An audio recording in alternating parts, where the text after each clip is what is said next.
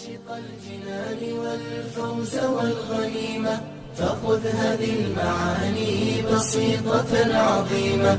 الدين بالأخلاق بالجود والعزيمة بالحب والوفاق حياتنا كريمة. بالرفق بالسخاء نفوسنا سليمة والصدق والوفاء قلوبنا حليمة. ما قيمة الوجود إن اختفى صميمه وزالت الحدود وجانا جحيم.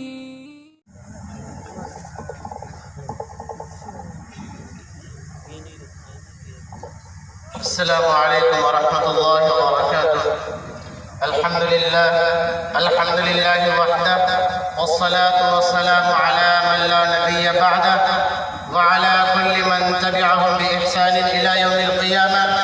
أما بعد فأعوذ بالله من الشيطان الرجيم. بسم الله الرحمن الرحيم.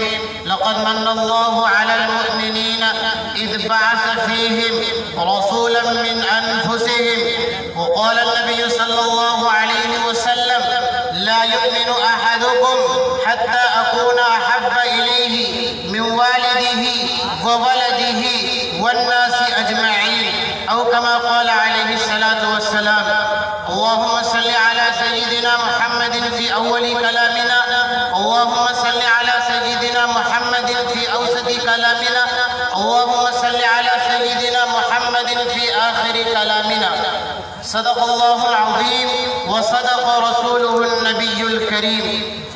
نگاہ محمد سے دلوں کو سکون ملتا ہے. نگاہ محمد سے دلوں کو سکون ملتا ہے. نگاہ فکر کو ایک تازہ شعور ملتا ہے. اور نصیب اپنا کیسا بھی ہو اور نصیب اپنا کیسا بھی ہو محمد کا واسطہ دے کے محمد کا واسطہ دے کے خدا سے جو مانگو وہ ضرور ملتا ہے. صدر اجلاس بہت ہی محترم مکرم حضرات علماء کرام اور بالخصوص حضرت مولانا قاری محمد علی صاحب دامت برکاتہم اور حضرت مولانا قاضی شمشیر صاحب دامت برکاتہم، یہ معتبر مستند موقر شخصیتیں آ کر کے ہمارے اس اسٹیج کو زینت بخش رہے ہیں اور ہمارے اس اسٹیج کو مفید سے مفید تر بنا رہے ہیں. میں اللہ رب العزت سے دعا گو ہوں کہ اللہ تبارک و تعالی خصوصاً حضرات اکابرین کا سایہ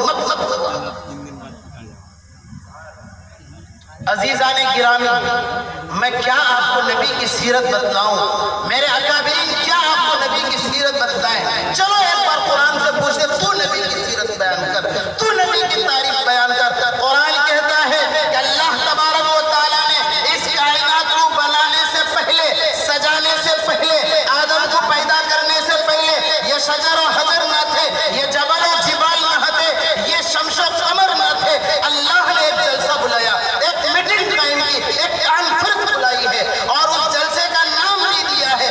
کیا نام تھا اس جلسے کا؟ لکھا ہے مفسرین نے اپنی تفسیر کی کتابوں میں، جو جلسہ اللہ نے منعقد کیا تھا، اس جلسہ کا مقرر، اس جلسہ کا صدر خود اللہ رب العزت تھا۔ جلسے کے سننے والے سامعین، حاضرین، وہ انبیاء علیہ السلام کی مقدس ارواح کی۔ جلسے کا عنوان تھا سیرت النبی صلی اللہ علیہ وسلم۔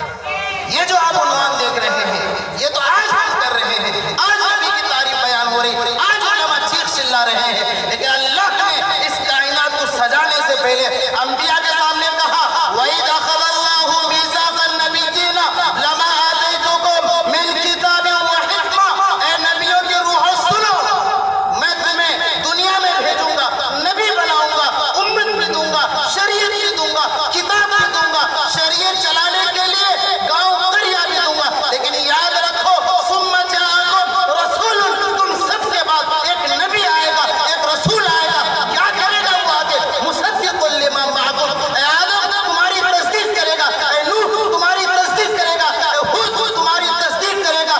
لَتُؤْمِنُنَّ بِهِ وَلَتَنصُرُنَّ، کیا مانتے ہو اس بات کو کہ تم سب کے بعد ایک نبی محمد نام کا آئے گا؟ کیا مانتے ہو اس بات کو کہ تم سب کے بعد ایک حضور آئے گا محمد کے نام سے؟ اقررتم، سارے نبیوں نے کہا، قالوا اقررنا۔ اللہ رب العزت، آپ کا فرمان ہو، آپ کی خواہش ہو، آپ کا حکم ہو، نہ مانے ایسا ہو ہی نہیں سکتا ہے۔ اقررنا، ہم نے مان لیا، ہم نے اقرار کر لیا ہے۔ تو اللہ نے کہا فرمایا آگے، فاشہدوا، گواہ رہو اس بات پہ، سائن کرو، یہاں پہ دستخط کرو، لکھو کہ ہاں میرے بعد محمد آئیں گے، ہاں میرے بعد آخری نبی آئے گا۔ خود اللہ نے کہا فاشہدوا وانا معکم من الشاہدین، تم سب کے سب گواہ رہو کہ میں بھی اس بات پر سائن کرتا ہوں، دستخط کرتا ہوں کہ تم سب کے بعد ایک نبی آئے گا۔ تو دوستو مسلمانوں، یہ ہے میرے نبی کی شان، یہ ہے نبی کی تعریف، یہ ہے جلسہ کہ جس کو اللہ نے خود کانفرنس بلائی اور نبی کی سیرت پر، نبی کی شان پر اتنا بڑا جلسہ کیا۔ دوستو مسلمانوں، چونکہ وقت مجھے بہت تھوڑا دیا گیا ہے اور حق بھی یہی ہے، ہمارے جو اکابر ہیں، ہمارے جو علماء ہیں، سننا تو ان کو ہے، دیکھنا تو ان کو ہے، سیکھنا تو ان سے ہے۔ اس لیے ہم طالب علم تو بس کچھ سیکھنے کے لیے حضرات اکابرین کے سامنے وہ جو پرانا سبق انہوں نے یا ان کے شاگردوں نے ہمیں کان پکڑ کے پڑھایا تھا، سکھایا تھا، وہ تو ہم اگل رہے ہیں۔ اصل سننا ہمارے اکابرین کو، ہمارے اساتذہ کو۔ یہ تو آپ کے ذہن سازی کے لیے میں تھوڑی دیر آپ کے سامنے کھڑا ہوں۔ اصل آپ لوگ یہ تہیہ کیجئے، جب تک ہمارے اکابرین، جب تک ہمارے مہمان، جب تک ہمارے علماء کرام، شعراء عظام اسٹیج پہ تشریف فرما ہوں گے، جلوہ افروز ہوں گے، اس وقت تک میری آنکھ بھی نہیں پلکنی چاہیے۔ یہ ارادہ کر کے آپ سب بیٹھیں، اور جو اب تک باہر ہیں، میری آواز سنتے ہیں، میں ادب آپ سے بھی درخواست کرتا ہوں کہ آپ اسٹیج سے باہر، جلسہ گاہ سے باہر رہ کر آواز نہ سنیں۔ آپ کے لیے یہ جلسہ، آپ کے لیے یہ پنڈال، آپ کے لیے سارا انتظام رکھا گیا ہے۔ دوستو آئیے میں اس آیت کی تشریح کر کے بات ختم کرتا ہوں۔ میں نے آپ کے سامنے ایک آیت تلاوت کی ہے، لَقَدْ مَنَّ اللَّهُ عَلَى الْمُؤْمِنِينَ إِذْ بَعَثَ فِيهِمْ رَسُولًا مِّنْ أَنفُسِهِمْ۔ کیا ہے اس آیت میں؟ اللہ نے اس آیت میں کس چیز کو بیان کیا ہے؟ میں آپ کو باریکی سے بتلاتا ہوں کہ اللہ تبارک و، میں حیران اس بات سے ہوں، شزر ہو جاتا ہوں کہ اللہ نے اتنی بڑی کائنات کو بنایا، سجایا، چلایا ہے، احسان نہیں جتلایا۔ اللہ نے انسانیت کی رہبری، رہنمائی کے لیے آدم کو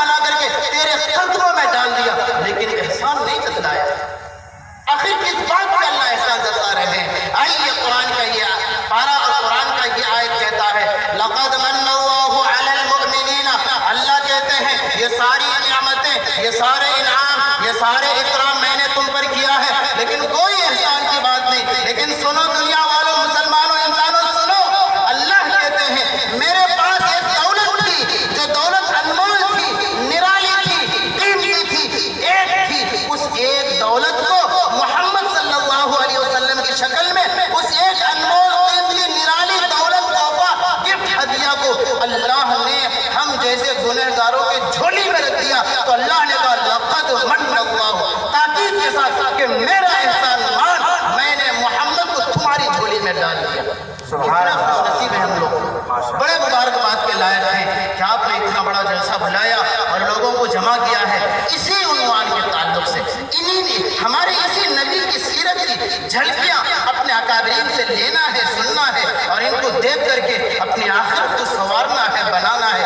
بہرحال میرا وقت ختم ہو رہا ہے، ایک دو درخواست کر کے بات ختم کرتا ہوں۔ میں نے آپ کے سامنے جو حدیث پڑھی تھی، تو اب تقاضا یہ ہے کہ اللہ نے ایک دولت، انمول دولت، قیمتی دولت، نرالی دولت دی، وہ ہماری جھولی میں ڈال دیا ہے۔ اس لیے اب فرض بنتا ہے، ضروری اور لازم ہے کہ ہم اپنی اولاد سے زیادہ، اپنی بیوی سے زیادہ، اپنے بچوں سے زیادہ اور اپنے خاندان بلکہ ساری انسانیت سے زیادہ رسول سے محبت کریں اگر مومن بننا چاہتے ہیں۔ لا یؤمن احدکم، تم میں سے کوئی مومن ہو ہی نہیں سکتا تب تک حتی اکون احب الیہ من والدہ، جب تک کہ رسول سے ہم محبت کرنے والے اپنی اولاد سے بھی زیادہ ہو جائیں، اپنی بچیوں، بیوی بچیوں سے زیادہ ہو جائیں، تب جا کر کے ہم کامل و مومن بن سکتے ہیں۔ میں آپ کو ایک اور بات بتا کے اپنی جگہ لیتا ہوں کہ اللہ تبارک و تعالیٰ نے ہمارے رسول کو، ہمارے نبی کو، ہمارے قائد اور رہبر کو، رہنما کو جس گاؤں کے لیے، جس علاقے کے لیے چنا تھا، تمام چیزوں سے پاک صاف رکھا تھا، اور جس نسب میں اللہ نے اپنے رسول کو بھیجا اس نسب کو بھی اعلیٰ عرفہ بنا کے رکھا تھا۔ محمد بن عبداللہ بن عبد المطلب بن ہاشم بن عبد مناف بن قصی بن کلاب بن مرہ بن کعب بن لوئی بن غالب بن فہر بن مالک بن نضر بن کنانہ بن خزیمہ بن مدرکہ بن الیاس بن مضر بن نزار بن معد بن عدنان بن اود بن حمیسہ بن سلامان بن عوف بن بوز بن قموال بن ابی بن عوام بن ناشف بن حزا بن بلداس بن یدلاف بن طابق بن جاحم بن ناحش بن ماخی بن عیفی بن عبقر بن عبید بن الدعاء بن حمدان بن سمبر بن یسربی بن یحسن بن یلحم بن ارعوا بن عیدی بن دیشان بن عیسر بن اقناد بن ایہام بن مقصر بن ناحس بن زارق بن سمی بن مزی بن عوض بن عرام بن قدار بن اسماعیل بن ابراہیم بن آزر بن ناحور بن سروج بن رعو بن فاحر بن عابر بن ارفقشاد بن سام بن نوح بن لامک بن متوشالک بن ادریس بن یرد بن محلئیل بن قینان بن آنوش بن شیس بن آدم علیہ السلام۔ ایسے مبارک آپ نسل میں اللہ نے اپنے رسول کو بھیجا تھا۔ بخاری کی روایت، بخاری میں جلد اول میں باب ذکر مبعث النبی صلی اللہ علیہ وسلم، اس جلد میں عدنان تک یہ موجود ہے، متفق علیہ، آگے مختلف بھی ہے۔ دعا ہے کہ اللہ تبارک و تعالی ہمیں ان کہیں سنی باتوں پر عمل کرنے کی توفیق عطا فرمائے۔ آمین۔ وآخر دعوانا الحمدللہ رب العالمین۔ سبحان اللہ، ماشاءاللہ۔ حضرات، رضاکار حضرات سے میری درخواست ہے کہ جو لوگ کے سامنے کھڑے ہیں ان کو بہت پیار اور محبت کے ساتھ بٹھانے کی کوشش کریں۔